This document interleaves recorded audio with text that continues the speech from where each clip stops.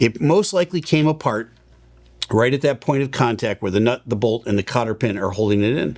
Now, if the cotter pin for some reason had gotten, I don't know, deteriorated over time, and it finally just broke and fell out, now you've got a nut at the end, which is on pretty tight, but there's lots of vibration in that helicopter. It's going to begin to spin its way back.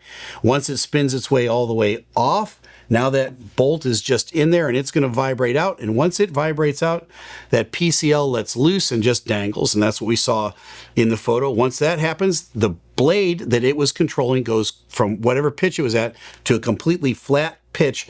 Now its partner on the other side of that rotor is out of sync with it. It starts to pop, pop, pop, pop, like that. It's still spinning at a very high RPM, but it's shaking violently, so that I'm surprised that the whole thing didn't come apart. You did see just prior to them crashing, both tail rotors departed from the aircraft, I think just slightly after the transmission let loose. So that's how much violence was in that chain of events that went back all the way to the transmission. Now, the pilots are caught totally by surprise with this, because as they're caught by with this, they don't ever practice for something like this. This is not an auto rotate.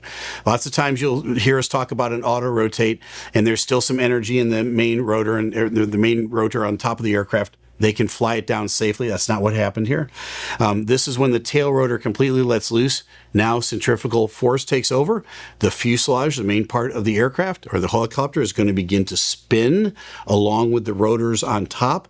The only way to slow that down or to arrest that a little bit is to let off of the power.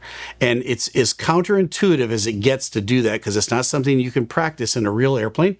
You could only really practice it in a simulator.